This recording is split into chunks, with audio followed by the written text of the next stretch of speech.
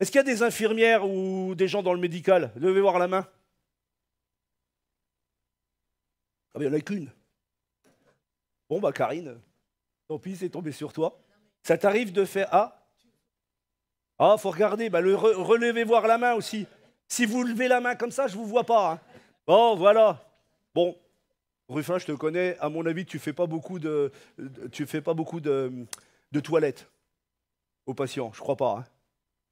Mais tous ceux qui font des toilettes aux patients, je vous dis bravo. Hein. C'est humble comme travail. Aller nettoyer les gens, c'est quand même humble, hein, n'est-ce pas? Alors, on va prendre un passage. On va lire ensemble. Jean 13, verset 1.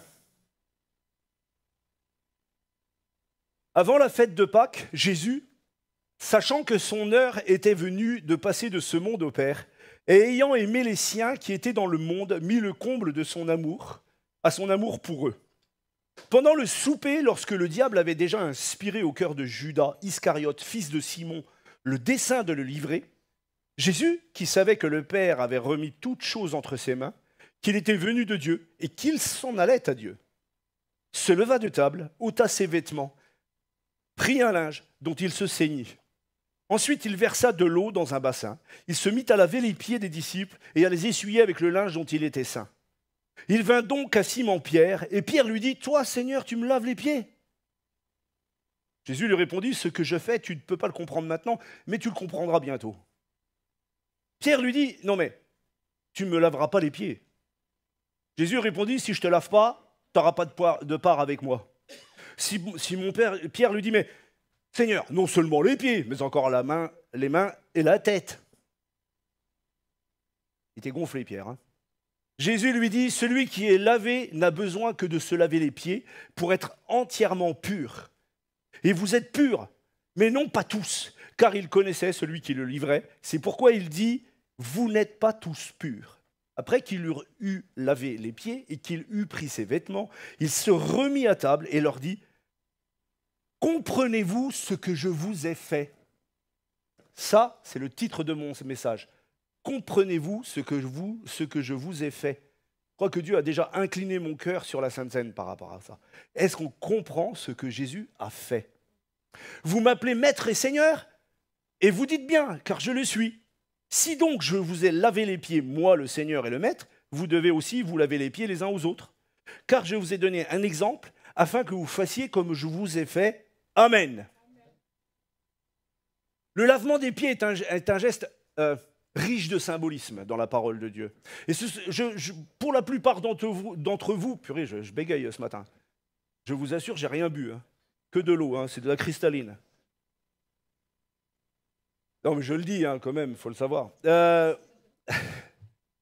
C'est vraiment tellement fort de symbolisme que sur le moment, on aurait été dans ce repas, on aurait réagi comme les disciples.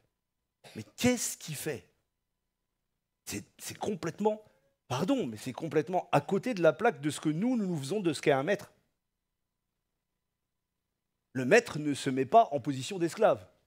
Le maître, c'est le maître. Et là, tout d'un coup, Jésus vient encore une fois bousculer notre façon de penser. Lui, le grand Dieu, vient bousculer des choses qui sont complètement hors cadre de notre pensée humaine. Et donc, du coup, si on ne comprend pas la richesse de ce symbolisme, alors le geste est difficile à comprendre, il est difficile à accepter, et pour nous qui sommes disciples, il est encore plus difficile à imiter. Vous n'êtes pas d'accord? Eh bien, je suis d'accord avec moi-même, c'est déjà pas mal. Le lavement des pieds est quelque chose qui doit être, à mon avis, à mon sens, un petit peu développé ce matin. Mais tout de suite, je vous le dis, franchement, je ne me pose pas en disant « j'ai tout compris ». Je crois que dans sa question, comprenez-vous ce que je vous ai fait, je ne suis arrivé qu'à une certaine compréhension de ce qu'il a fait. D'ailleurs, c'est la même chose pour la croix. On peut en parler, mais on ne peut pas tout détailler. C'est tellement grand ce que Jésus a fait, et notamment dans ce passage, qu'il y a des fois... Il faut aussi être humble et comprendre que les serviteurs de Dieu qui prêchent aussi ce qu'ils ont reçu pour la matinée et non pas quelque chose de parfait.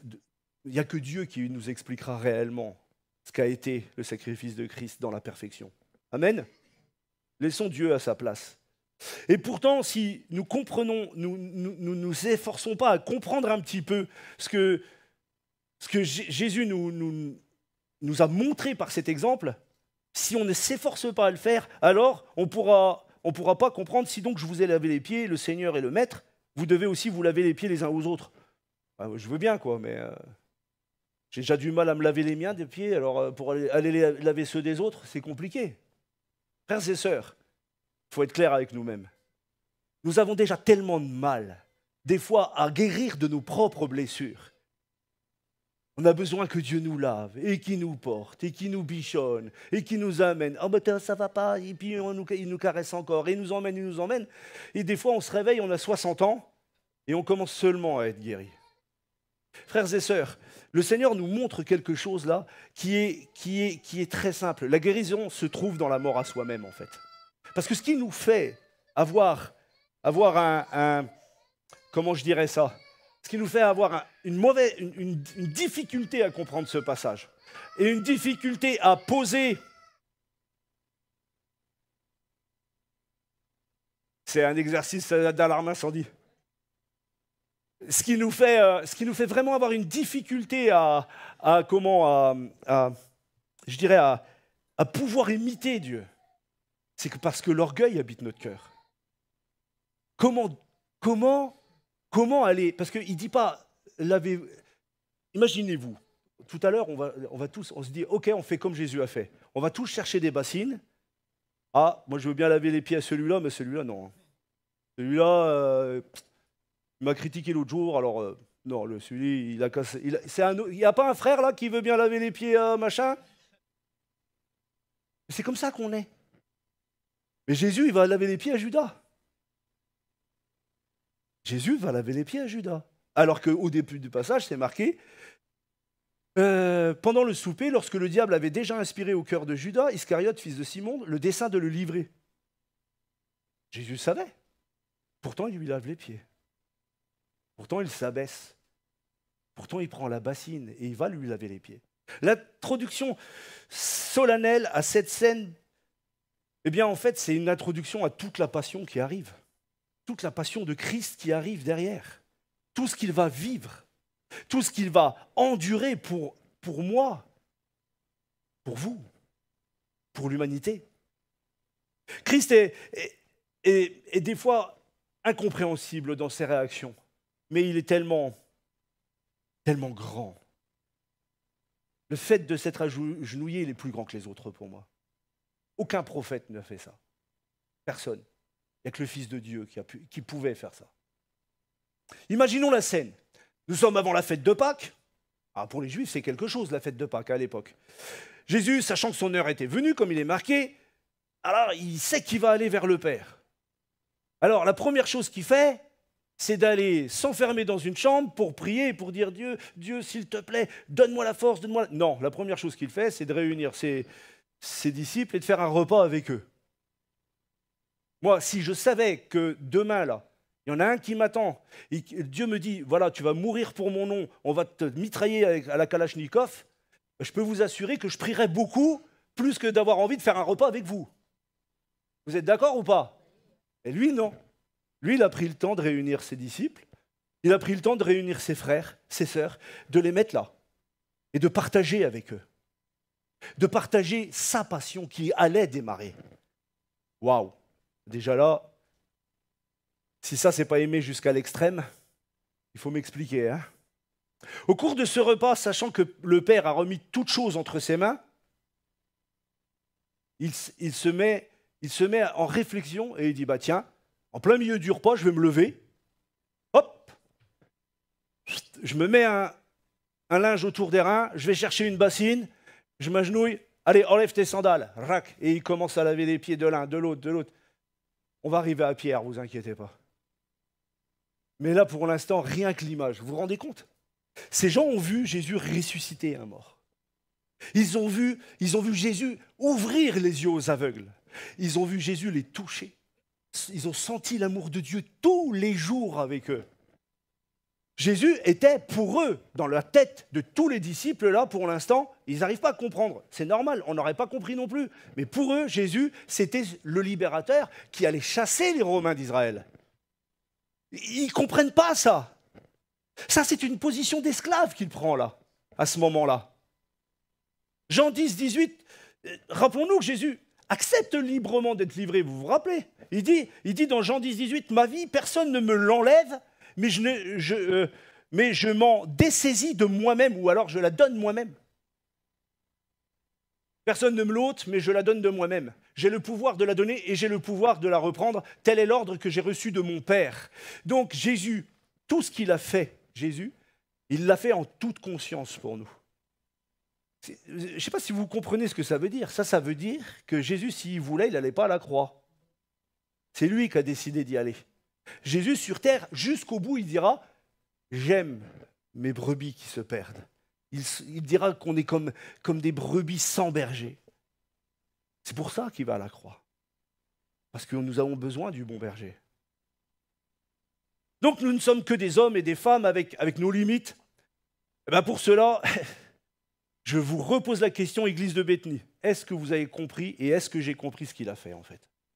Oui, comprenez-vous ce que je vous ai fait? Il a dit ça à ses disciples. Et je crois qu'il nous pose la question en cette matinée.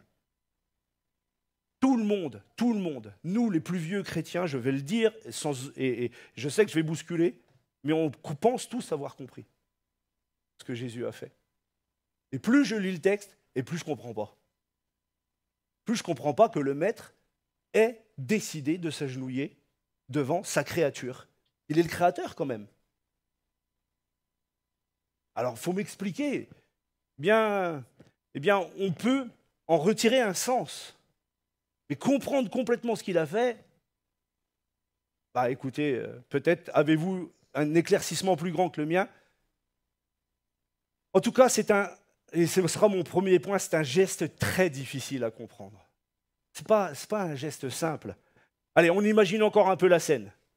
Comme je disais tout à l'heure, Jésus se lève de table, quitte son vêtement, prend un linge, il se noue à la ceinture, puis il verse de l'eau dans un bassin ou dans une bassine et commence à laver les pieds des disciples et les essuyer avec le linge qu'il avait à cette même ceinture. Jean décrit là, avec précision, le scénario de ce qui s'est passé. Et ce que j'aime dans l'évangile de Jean, c'est que souvent il y a le détail. Quand on se plonge dans l'évangile, Dieu donne le détail de ce qui est réellement en train de se passer à travers la bouche de du frère. C'était notre frère, hein, c'était il y a des années, là, au début. Mais le frère Jean, là, il a vraiment mis quelque chose, le geste pleinement réfléchi de Jésus. Il souligne l'aspect, ça c'est mon opinion, je l'ai posé comme ça et je veux vous le partager, mais l'aspect quelque part déconcertant et dramatique de cette scène. Parce que, il faut comprendre, encore une fois, nous avons tous les éléments pour comprendre. C'est quand même dramatique parce que quelque part, il est en train de se poser pour que le geste qu'il exprime là soit un geste essentiel pour comprendre la passion qui arrive. Pourquoi Jésus est mort à la croix? Il est mort pour nous sauver, d'accord? Et puis c'est tout. Non? Il n'y a pas quelque part, quand tu t'es baptisé, on ne t'a pas dit que tu devenais un disciple de Christ. Donc, qu'est-ce qu'un disciple de Christ? Eh bien, un disciple de Christ, c'est quelqu'un qui s'agenouille, et qui fait du bien aux autres, comme son sauveur. C'est quelqu'un qui va prendre l'eau et qui va amener du bien aux autres. Parce que tu ne l'amènes pas par tes forces, tu l'amènes parce que Dieu est en toi. Et Dieu t'aide à laver. Non pas les autres, parce que nous n'avons pas le pouvoir de laver les autres, c'est Christ, mais nous avons le pouvoir d'amener l'eau de Christ aux personnes. Amen. Des eaux jailliront de son sein, il est marqué. Mais ces eaux, elles servent à quoi, si ce n'est à bénir ceux qui sont en face de vous et de moi? Oui, des fois, pour gagner une âme, va falloir s'abaisser, va falloir laver les pieds, va falloir accepter du temps où tu te dis, mais j'en ai marre, je comprends rien, quoi. Ça fait 1000 fois qu'il a vu Dieu agir, il continue à pécher. Ah ouais, mais il continue à pécher, et alors? C'est pas c'est pas moi de juger la vie d'une personne. C'est à cette personne d'arriver à la repentance avec Dieu. Ça, Dieu sait le faire. C'est pas à nous de le faire. Nous, on a amené l'eau qui nettoie. Et l'eau qui nettoie, c'est l'eau du Saint-Esprit. Amen. Et qui est le Saint-Esprit si ce n'est Jésus-Christ? Aujourd'hui, c'est notre Jésus-Christ, non? Et il y a quelqu'un dans la salle où je vous impressionne autant que ça? Non, mais sinon, voilà, je me sens un peu seul des fois comme ça. Marc 10, 45, il est marqué « Il est venu pour servir et non pour être servi ». Jésus dira « Soyez mes imitateurs ». Encore une fois, est-ce que j'ai la possibilité, en tant qu'enfant de Dieu, de me dire « Mais des fois, pardon, mais vous savez que quand on vous prêche, je le répète, ça nous a déjà parlé à nous beaucoup. Hein. Moi, quand j'ai repris ce message, je ne voulais pas le faire. Parce que ça m'engage aussi, moi, à laver les pieds aux autres. Alors, ce n'est pas parce que je n'ai pas envie de laver les pieds aux autres. Comprenez bien. C'est parce que ce passage me trouble à chaque fois, parce que je me dis, je suis vachement loin encore de ce que tu es. Hein. Je suis vraiment loin de ce que tu es, Seigneur. Je ne suis pas toujours prêt à m'agenouiller devant mon frère pour lui laver les pieds. Hein. Alors que nous sommes tous des serviteurs de Dieu. Il n'y a pas besoin d'être en train de prêcher derrière une chaire pour être serviteur de Dieu. Être serviteur de Dieu, c'est faire ce que Dieu nous demande de faire à nous, là où nous en sommes. Et tant que tu fais la volonté de Dieu, tu es un serviteur de Dieu. Il faut arrêter de se mettre les trucs à la tête à l'envers avec ça. Chacun fait, non pas ce qui lui plaît, mais il fait ce que Dieu lui demande de faire en tant que disciple. Alors ne va pas faire ce que Dieu ne te demande pas de faire, mais va faire ce que Dieu te demande de faire. C'est-à-dire, va laver les pieds. Vas-y, n'aie pas peur de... Voilà, tu prends des coups, machin, oh, c'est pas normal. Ben, c'est pas grave que ce soit pas normal. Ce qui est normal, c'est que l'enfant de Dieu véhicule l'eau de Christ. Cette bassine, il nous l'a donnée et dit maintenant, à vous d'aller laver les pieds des autres. Suis-je cette personne? Je laisse la question en suspens. Autant le lavement des pieds à l'époque peut avoir un sens avant le repas. Vous savez, avant les repas en Israël, à l'époque, on se purifiait. De peur que ce qu'on ait touché quelque chose de souillé, c'est une image très spirituelle. On se purifiait, c'est-à-dire que, je crois que c'est dans Exode 40 ou 41, je ne me rappelle plus, 40 je crois, enfin bref, peu importe. Il est marqué que Moïse, Aaron rentraient dans la présence de Dieu dans le tabernacle et ils se lavaient les mains et les pieds. Pourquoi? Parce que de peur que quelque chose qui les avait souillés ne rentre avec eux dans la présence de Dieu. Alors c'est une image pour nous aujourd'hui. Bien évidemment que personne ne vous demande d'aller prendre une douche à chaque fois que vous allez manger. Mais l'image, elle est comment je me présente devant Dieu. Est-ce que je lave mon âme? À quoi sert la Sainte Seine en fait? Encore une fois, c'est encore la démonstration du lavement des pieds. À quoi sert la Sainte Seine? Pourquoi la Sainte Seine? Pourquoi doit-on à chaque fois renouveler? À chaque fois que nous le voulons, nous le faisons tous les dimanches ici, mais si vous avez envie de le faire la semaine avec votre famille, vous pouvez faire la Sainte Seine avec votre famille. Rien ne vous empêche de faire une Sainte Seine. Pourquoi on renouvelle à chaque fois ça? Parce que pendant un temps, le Seigneur nous représente par son pain et par son vin, le sang et le corps de Christ, voilà, brisé, etc. C'est une représentation. On fait ça en mémoire de lui. Mais pourquoi on revient? Parce que nous sommes purs, sauf nos pieds. C'est une image. Nous marchons dans ce monde. Que celui qui ne pêche pas lève la main. La personne la lève. Bah ouais, moi non plus, je la lève pas. Parce que nos pieds sont sales. On ramasse du péché, ou on en commet, mais on peut aussi en ramasser, ça peut arriver. Mais pour autant, on a besoin d'être purifié, et on a besoin de revenir régulièrement se laver avec le sang du Seigneur qui purifie de tout péché. Amen. Ça va, l'image, elle cale un peu là dans les têtes? Ça va? Ouais, bah on continue alors. Jésus accomplit le geste de l'esclave, en fait. Là, en Israël, ce geste-là, les gens qui avaient des positions, les pharisiens, ne se lavaient pas les pieds eux-mêmes. C'était les esclaves qui faisaient cette besogne qu'ils avaient. Jésus, par ce geste d'esclave, il montre comment il va se rendre esclave du monde pour ton salut. Il s'est dépouillé de tout. Jésus s'est dépouillé de tout pour que nous soyons sauvés. De tout. Sur la croix, il était dépouillé de tout. Il n'avait même plus de vêtements. Et je ne vais pas rentrer dans si est-ce que Jésus était entièrement nu ou pas, ce n'est pas mon problème, ça. Mon problème, c'est que Jésus s'est dépouillé de tout. C'est ça qui compte. On n'a pas à savoir ce qui s'est passé, on n'était pas là, il n'y a pas de photo, il n'y a pas de vidéo, mais il y a une chose qui est sûre, c'est que la Bible ne ment pas. Christ est devenu esclave de l'humanité pour que nous puissions être sauvés. Il est le roi des rois, ce n'est pas un problème. Mais il a pris lui-même la position de se dépouiller lui-même de tout. Alors je pose la question, un lavage à faire entre nous, comme ça, vous gardez ça pour vous surtout, il ne faut pas que ça sorte d'ici. Mais un lavage que nous avons à faire, nous les disciples, est-ce que je suis mort à mes ambitions? Dieu, en la personne de Jésus-Christ, était le roi des rois. Et il est mort à tout. À la gloire de Dieu là-haut dans le ciel. Il descend, les anges lui étaient soumis. La création, c'est lui qui était là. Au départ, la parole était là. Jésus était présent.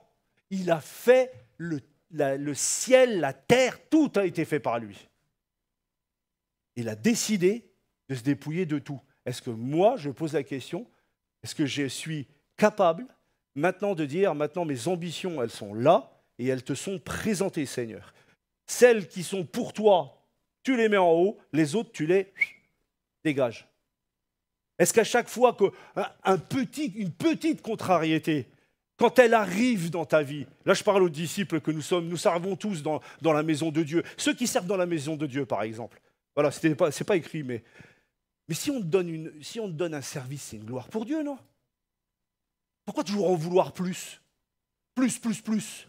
Oui, on aime Dieu, et alors ? Il y a toujours quelque chose en plus. Il y a toujours quelqu'un qui sera plus grand que toi, mon frère, ma sœur. Il y a toujours quelqu'un qui aura plus d'onction que toi. Il y a toujours quelqu'un qui aura la grâce de Dieu. Enfin, selon ce que toi, tu vois, d'après les bénédictions, tu vas toujours avoir l'impression que l'autre, il est plus béni que toi. C'est faux. C'est les pensées de l'ennemi, tout ça. Puisque nous devons tous être morts à nous-mêmes. Pas un seul ne devrait réfléchir comme ça. On devrait simplement remettre la gloire à Dieu pour tout. Amen. Jésus est notre espérance. Et ce Christ a décidé que c'est comme ça qu'on le servirait, dans l'humilité. Est-ce que vous comprenez ce que je vous ai fait, dit le Seigneur? Comprendre ce que Jésus a fait, c'est lui obéir. Je n'ai pas un message qui caresse ce matin, je m'en excuse. Mais j'ai un message vraiment qui vient du cœur de Dieu. Dieu nous aime, on a placé les choses, Dieu nous aime. Oui ou non? Amen. Quand Dieu, en la personne de Jésus, sert, quand il nous sert, quand il lave sa créature, il révèle son cœur profondément. Regardez dans Ézéchiel 36, il est marqué au verset 25, « Je vous aspergerai d'une eau pure et vous serez purifiés. » Waouh! Ouh! Ah mais moi, ça là, rien que ça, je commence à adorer Dieu. Mais comme on prend ces versets-là comme des choses acquises, hein, on a tellement entendu, et on entend tellement dans les églises, mais nous sommes sauvés par grâce, et Dieu a fait le travail. Mais on oublie qu'il faut adorer Dieu pour ça. C'est immense ce qu'il a fait. Ce n'est pas une petite chose. C'est pas juste... Quand on va arriver au ciel, et je crois que j'ai pas des mots assez forts, je pense, parce que j'arrive pas à les mettre, puisqu'on ne sait pas ce qui va se passer. Mais quand on va arriver au ciel, et qu'on sera là-haut, et qu'on verra à quoi on a réchappé,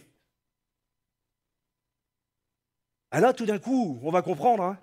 C'est pour ça que l'apôtre Pierre dit « Efforcez-vous à sanctifier votre vie tant que vous êtes pèlerins sur cette terre. » Efforcez-vous, non pas que vous pouvez accomplir la sanctification que Jésus donne, mais vous pouvez au moins incliner votre cœur à être intègre et demander à Dieu la force d'avoir la victoire sur le péché. Amen. Gloire à Dieu. Amen. Je ne mets pas de détails et on ne va pas parler de tel péché ou tel péché. De toute façon, ce qui importe pour le Seigneur, c'est que nous sanctifions notre cœur. Simplement que notre cœur soit... Vous voyez, quand j'étais jeune, j'aimais beaucoup les films avec de la violence. Et je vous assure, ça devient de plus en plus difficile pour moi à les voir. Je crois que Dieu nous bonifie avec la marche. Je crois que Dieu nous rend meilleurs jour après jour si nous inclinons notre cœur devant le Seigneur. Il y a des trucs, je les aurais supportés sans aucun problème il y a 20 ans. Aujourd'hui, je ne les supporte plus. Pourquoi ? Parce que plus tu te rapproches de la gloire de Dieu, moins tu as envie de ça, en fait. Mais je ne me force pas à ne pas les supporter. C'est pas, je me dis pas, oh là là, là très religieusement, oh ça c'est péché. Ben, non, c'est pas ça. C'est juste, ça va pas avec ma vie. Moi, je sais pas, je lis un truc dans la Bible, plus ça arrive, plus je me dis, ben en fait, je sais rien, je comprends rien.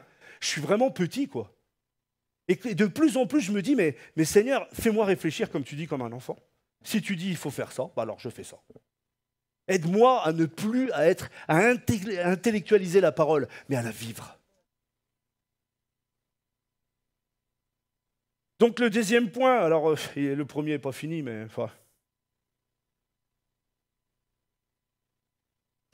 Je vais quand même, juste pour finir, à votre avis, qui est le plus grand ? Celui qui est à table ou celui qui sert à table ? Je ne pose même pas la question de celui qui lave les pieds. Hein. Ah, c'est compliqué. Hein. Normalement, celui qui est le plus grand, c'est celui qui est à table. Il est servi. Bah, Jésus, lui, il nous montre le contraire.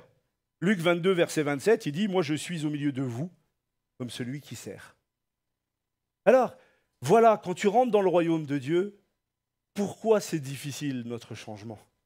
Parce qu'en fait, il a retourné toute la logique de ce monde dans notre cœur. Il retourne les choses. Jésus il dit que le plus grand, c'est celui qui sert. Alors, je vois tous ceux qui ont des postes à responsabilité. Non mais Dieu vous bénit. Hein. Restez dans vos postes à responsabilité et soyez de bons responsables. Mais ce n'est pas du tout le sens de la chose. C'est qu'on peut très bien être un responsable et être le serviteur de tous. Je vous donne un exemple. J'ai eu un chef de chantier excellent. Quand tu n'arrivais pas, il te prenait les choses des mains et il dit ah, « Viens, je vais te montrer. » Il me montrait. Et patiemment, il m'a remontré jusqu'à ce que j'y arrive. Et je crois que réellement, Jésus, c'est ça en fait. C'est pas seulement je suis le maître et je t'ordonne, c'est je suis le maître, mais j'y suis passé moi. Et je te montre comment il faut faire. Moi je m'agenouille et je prends de l'eau, je te lave les pieds. Ça c'est Jésus. Après il dit bah maintenant fais-le. Maintenant on accepte ou pas de le faire. C'est compliqué, hein ? C'est un geste hyper difficile à accepter. Moi je le dis sincèrement, pour moi, je pense que pour beaucoup d'entre vous, c'est peut-être plus simple, mais pour moi, c'est hyper difficile à accepter. J'ai eu du mal à me repentir. Parce que la première phase était de reconnaître que j'étais pécheur, mais la deuxième phase était d'accepter que Jésus me sauvait gratuitement. Parce que quand j'ai compris la souffrance que Dieu avait fait, que Jésus a posé, quand j'ai compris la croix, mais je me sentais injuste de recevoir ce pardon. Donc du coup, il y a les deux. Donc ça a été difficile d'accepter ça. Et c'est franchement, encore une fois, c'est l'image du lavement des pieds. Pierre lui dit, d'ailleurs, voilà, je vous fais un aveu. Si sur les 12 disciples, il y en a un qui me ressemble énormément, c'est bien Pierre. Hein. Je parle pour moi. Et tous ceux qui disent, ouais, moi je suis plus comme Jean, je rappelle qu'ils ont été appelés les fils de tonnerre aussi. Hein. Donc, eux aussi, ils ont eu à changer, même si c'était le disciple que Jésus aimait, entre parenthèses. Luc 22, 27, il nous dit ceci. Pardon, pas Luc 22, 27, c'est revenons, imaginons encore cette scène du lavement des pieds et reprenons un petit peu ce texte. Je ne vais pas revenir au verset, je vais juste vous le citer. Pierre va dire « Toi, Seigneur, tu veux me laver les pieds ?»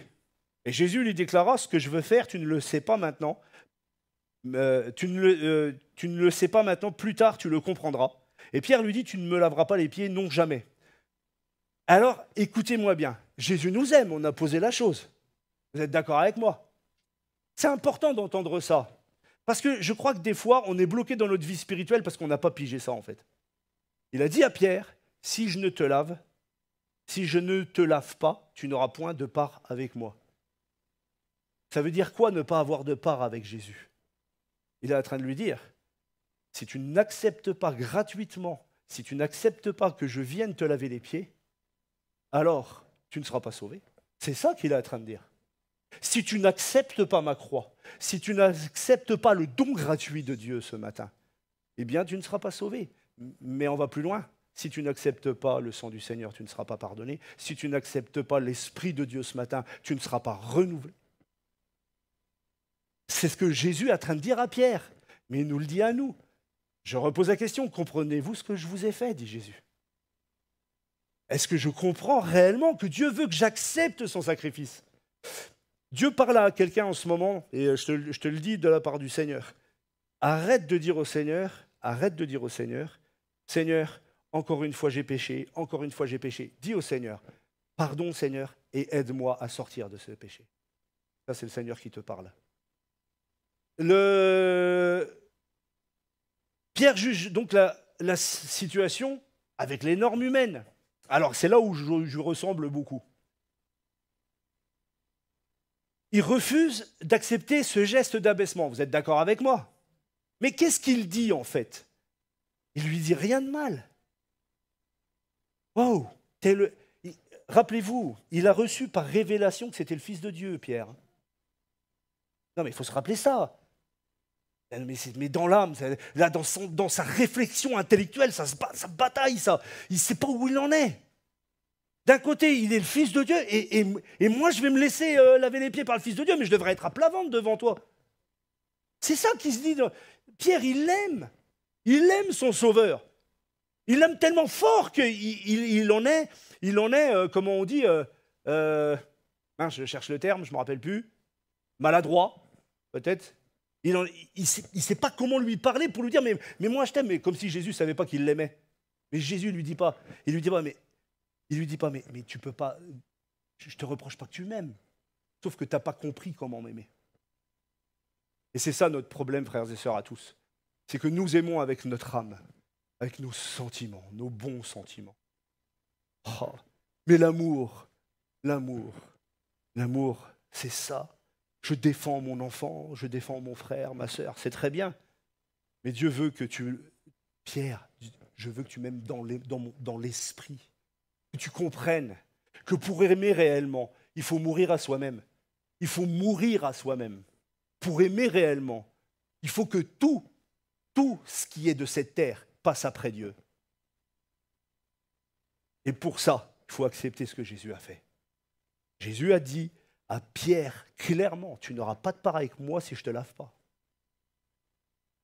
C'est quand même un message extrêmement dur à entendre. Non mais, tout le monde, si je dis, j'ai une révélation, vite, je me pose là, je me mets à genoux, Jésus arrive, et Christ rentre là. Est-ce que vous êtes prêts à entendre chacun la parole que Jésus aura pour vous? Parce qu'il a dit ça à Pierre, il est capable de me le dire à moi. Jésus nous aime ou ne nous aime pas? Il nous aime. Mais comment il lui parle là? Vous pensez que c'est du sentimental ça? La personne qui aime le plus au monde est en train de dire, si tu n'acceptes pas ma vie que je donne pour toi, tu vas en enfer. C'est ça qu'il est en train de lui dire. Compliqué hein, comme message. Eh bien, c'est notre Jésus qui nous aime tellement. Pourquoi il a le droit de dire ça? Nous, on n'a pas le droit de dire ça. Mais lui, il a le droit de le dire. Un homme sans péché, l'agneau parfait qui a été à la croix pour moi, il a le droit de le dire. Il a le droit de me le dire. Sauf que Dieu est un Dieu tellement aimant qu'il te laisse le choix de l'accepter ou pas. Et c'est là la force de Dieu. Matthieu 16, 22, Pierre l'ayant pris à part, se mit à le reprendre. Pourquoi? Piqué dans son orgueil. Piqué dans sa réflexion. Il reprend Jésus et tout le monde s'offusque. Oh! Mais frères et sœurs, soyons sincères avec nous-mêmes. Un seul pasteur vous dit quelque chose qui ne vous plaît pas, un seul homme de Dieu vous dit quelque chose qui ne vous plaît pas, moi je l'ai fait, donc je en fais partie. Bien des hommes de Dieu, je me suis rebellé parce qu'il était en train de me claquer une vérité pour ma vie. Et je ne l'ai pas accepté, piqué dans mon orgueil. Piqué dans mon orgueil. Non, non, Non! Non! Sauf que quand je me retrouve tout seul dans ma chambre, en train de pleurer devant Dieu, Jésus dit la même chose. Oh, parce que sa parole, elle ne change pas. Frères et sœurs, elle ne change pas, sa parole. Et le but, ce n'est pas d'écouter un homme que je suis. Et s'il y a des arêtes, si mon ton ne te plaît pas, s'il y a des arêtes dans ma prêche, eh bien jette-les, mais écoute l'Esprit de Dieu. Écoute l'Esprit de Dieu. Je ne crois pas que je prêche ici depuis 15 ans et que Dieu ne m'ait pas donné des paroles pour vous. Je ne le crois pas. Et je peux vous assurer que je pleure devant Dieu pour ma petitesse. Et si quelqu'un a la grâce de servir Dieu en tant que serviteur de Dieu, ben vas-y, fais-le. Car Dieu veut que tu sois de ceux qui lavent les pieds. Dieu veut que tu sois de ceux qui lavent les pieds des autres. Ça fait combien d'années que tu tournes autour de tes souffrances? Attention, moi je crois que Dieu s'occupe de tout le monde. Et je crois, dans ce que je vais dire, je ne voudrais surtout pas blesser quelqu'un. Nous avons tous des blessures d'enfance. Il y a ma sœur qui est là, elle peut témoigner de ce que mon père était alcoolique pendant 15 ans, j'ai pris des coups, elle-même, je connais sa vie, elle a eu des souffrances, mon petit frère a eu des souffrances, ma mère a eu des souffrances, on a tous eu des souffrances, et vous avez tous eu des souffrances. Mais ça ne justifie pas qu'on vive n'importe quoi avec le Seigneur. Pardon, mais Dieu guérit. Dieu soulage. Et Dieu nous aime. Donc, quand ça fait des années que je le connais, et que je tourne autour de mes souffrances, c'est parce que je ne suis pas réellement guéri, et que j'ai besoin d'une guérison. Alors prends le temps. Prends le temps, il te faut 20 ans pour guérir. Prends le temps. Mais ça ne t'empêche pas de laver les pieds des autres. Ça ne t'empêche pas de vivre une vie de chrétien. Si on doit avoir toutes nos souffrances et être sur un tapis de coton pour servir Dieu, eh ben le diable t'a piégé. Le diable t'a piégé. 3-4 petites épreuves, et puis tu t'arrêtes. Quand je dis petites, des fois elles peuvent être fortes, mais on s'arrête. Mais est-ce que nous avons un petit Dieu ou est-ce que nous avons un grand Dieu? Vous allez me dire, ouais, c'est facile de prêcher ces choses-là. Ben, c'est une vérité. Dieu dit, décharge-toi sur moi de tous tes soucis, et moi seul prendrai soin de toi. Je ne crois pas que Jésus puisse poser des choses comme ça dans la parole et se contredire après. Je crois que Dieu fait les choses. Amen. Donc c'est extrêmement difficile, comme je vous le disais à l'instant, extrêmement difficile d'accepter ce que Jésus a fait. Moi, j'en ai marre de ma personne. Je vous fais un aveu, j'en ai marre. Comment ça se fait que je suis encore orgueilleux? Et il a dit que je devais être un être nouveau. Pourtant, j'ai encore de l'orgueil en moi. Je vous avoue un truc, parce que si vous ne le saviez pas, maintenant vous le savez, j'ai encore un petit peu d'orgueil en moi. Peut-être moins qu'à une certaine époque, mais c'est encore là. Pourquoi j'ai encore tendance à tomber dans des péchés que j'arrête pas de combattre depuis des années? J'en ai marre de ça. J'ai envie que Dieu me lave. C'est pour ça que des fois, vous nous entendez dire, mais vivement qu'on soit au ciel. Pourquoi? Parce que franchement, ce qui m'importe maintenant, c'est de vivre à ses côtés. Le reste, sincèrement, il n'y a qu'une chose qui me fait plaisir. Je vous l'ai déjà dit, franchement, l'Église, elle me bénit. Là, quand je vous vois, sincèrement, c'est pas... Sincèrement... Gilles, comme ça tu pourras rigoler un bon coup. C'est dit que je dis tout le temps sincèrement, bon ben voilà. Je crois vraiment, vraiment que vous avez été un appui pour moi dans des moments où vous en êtes même pas rendu compte. La prière, il y a eu des moments, quand je venais dans ce lieu, je ne vais même pas parler de ma première église parce que c'était pareil, mais quand je venais dans ce lieu, il y avait qu'ici que je me sentais bien le dimanche matin, toute la semaine c'était terrible. Parce que la maison de Dieu, quand elle est vécue avec un cœur pour Dieu, elle est une force. Pourquoi? Parce que vous faites partie, ceux qui prient pour moi, vous faites partie de ceux qui me lavent les pieds. Puis celui qui veut vraiment me laver les pieds, venez pas parce que je vais avoir du mal. C'est peut-être vous aussi d'ailleurs. Mais réellement, merci à vous. Merci à vous. Réalisez que quand ton frère prie pour toi, il est en train de te laver les pieds. Il y a des gens qui prient depuis des années. Il y a des gens qui ont prié des années pour que tu sois sauvé. Peut-être même des gens que tu connais même pas. Moi, je sais que je suis arrivé dans une église au jour de ma conversion. Bon, à part quelques-uns que je connaissais un petit peu et encore de loin, bah, tous les autres, ils priaient pour moi depuis des années parce que mes parents amenaient les sujets de prière, etc. Qu'est-ce que j'ai payé, moi? Rien. Ces gens-là priaient pour moi. Je ne connaissais même pas. Et puis Dieu agit. C'est ça l'Église. Se laver les pieds les uns des autres, c'est ça, c'est prier les uns pour les autres avant tout. Frères et sœurs, c'est vrai que je vais terminer par cette chose qui est la plus dure peut-être. Ce geste est extrêmement difficile à imiter. Comprenez-vous ce que je vous ai fait? Pourquoi Jésus, une fois qu'il a fait toute la démonstration, est-il obligé de reposer cette question? Ben, tout simplement parce que Jésus voulait mettre son identité dans ses disciples.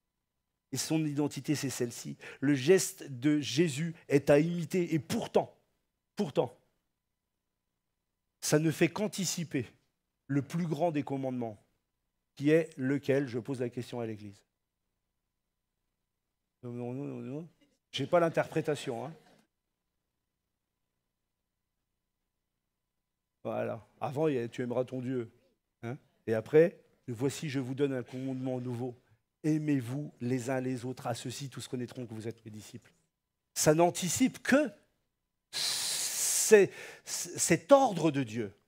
Parce que là, je crois que des fois, on ne comprend pas. Mais Jésus ne tergiverse pas avec ça. C'est pas « j'essaye d'aimer mon frère », c'est « je dois aimer mon frère ». Vous comprenez? C'est pas juste « j'essaye ». Dieu nous a donné son esprit. Son esprit est un esprit qui aime l'humanité. Si j'ai son esprit en lui, alors j'aimerai mon frère et ma sœur. L'institution de la Sainte Seine, tout ça, en fait, c'est pour l'épouse, pour qu'on s'aime les uns les autres, pour qu'on soit en communion les uns avec les autres. C'est un exemple que je vous ai donné, dira Jésus. Ce que j'ai fait pour vous, faites-le vous aussi. Imitez le Seigneur. Vous devez vous aussi vous laver les pieds les uns aux autres.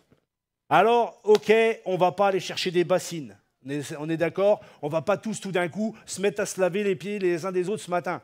Hein, une fois, j'avais prêché ça et puis j'avais oublié de le dire. Il y a un frère qui est venu me voir en me disant bah, la semaine prochaine, on pourrait aller chercher des bassines. Stop. Déjà, je ne m'appelle pas Jésus et tu ne t'appelles pas Pierre. Hein, donc voilà, calmement. Mais je vous donne, en fait, c'est vraiment, en faisant ça, l'image, c'est je vous donne un commandement nouveau. Aimez-vous les uns les autres. Ça commence par qui, aimez-vous les uns les autres? Nous avons dit Dieu, c'est indéniable. Si je dis qui veut aimer Dieu, tout le monde va lever la main. Et si je commence à me dire, comme Jésus a dit, il a renforcé la chose. Ce commandement nouveau, c'est aimez-vous les uns les autres. Parce que dans l'Ancienne Alliance, qui étaient les choses, hein, toute la Bible ne fait qu'un, hein, mais c'est une progression. Dans l'Ancienne Alliance, dans Lévitique, il est marqué, bah, tu aimeras ton prochain comme toi-même, hein, etc. Tu aimeras ton frère et tu haïras ton ennemi. C'est pour ça qu'il y a des lois du style œil pour œil, dent pour dent. Mais par la suite, Jésus dira, ça c'était l'apôtre Paul dira, ça c'était l'ombre des choses à venir. Et Jésus, lui, il a rajouté le vrai commandement.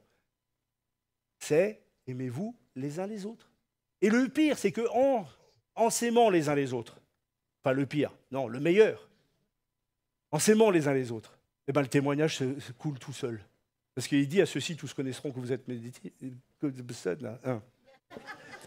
À ceux-ci, tous connaîtront que vous êtes mes disciples. Ah, c'est génial. On n'a même pas besoin de crier, on a juste à poser des actes d'amour les uns envers les autres, des paroles d'amour les uns avec les autres, laver les pieds les uns aux autres, et le témoignage se fait tout seul. Des fois, on veut prendre la parole de Dieu, toi, et puis viens là, Noéline, viens ici. Hein, elle, c'est une non-croyante. Non, mais c'est juste fictif, hein, calme-toi. On veut prendre la parole de Dieu en témoignage, on va tu veux lui rentrer la parole de Dieu dans la tête? Ouais, tu peux te rasseoir. Mais c'est ça qu'on fait des fois. Juste, je prends Noéline, je l'invite au restaurant tout à l'heure. Je lui fais du bien, je parle avec elle. Elle me confie son cœur. on prie ensemble, et voilà, t'as gagné. Un acte d'amour témoigne plus que de vouloir rentrer toute la parole drèche dans la tête de la personne. Non, mais sincèrement, arrêtez de témoigner en disant les catholiques, ceci, cela. Nous sommes tous des créatures que Dieu a voulues sur terre. Amen. Le problème, ce n'est pas la religion. Le problème, c'est comment tu amènes l'évangile. Et amener l'évangile, c'est laver les pieds des autres. Comprenez-vous ce que je vous ai fait? Vous avez remarqué que je repose la question? Parce qu'en fait, je me la pose à moi-même. Est-ce que je comprends ce qu'il a fait? L'association du geste à la parole assure sa pleine dimension à la prescription que Jésus nous a donnée de nous aimer les uns les autres. C'est une phrase un peu compliquée. Je suis fier parce que des fois, j'ai du mal à parler français. Mais ça va nous assurer la prescription qui est de nous aimer les uns les autres. Frères et sœurs, il est temps, je crois, il est temps qu'un acte délibéré de notre part se fasse, à nous les chrétiens, peut-être les plus anciens, même les plus jeunes. Je crois que c'est lourd de signification ce que Jésus a fait. Comme je vous ai dit, je n'ai pas la prétention d'expliquer le passage au millimètre. Je voulais expliquer les choses avec le cœur, voyez-vous. Je crois que les hommes, les femmes présentes dans cette pièce, que nous sommes, Dieu nous pose la même question ce matin. Est-ce que vous comprenez ce que je vous ai fait? Est-ce qu'on comprend? Il parle encore aujourd'hui. Cet acte est venu jusqu'à nous. Ce n'est pas juste pour qu'on le lise dans la parole. C'est pour qu'on le vive. Alors, est-ce qu'on est prêt à répondre à cette question au Seigneur ou au moins à se la poser ce matin? Pendant que le groupe de louanges va monter, je voudrais vraiment faire cet appel.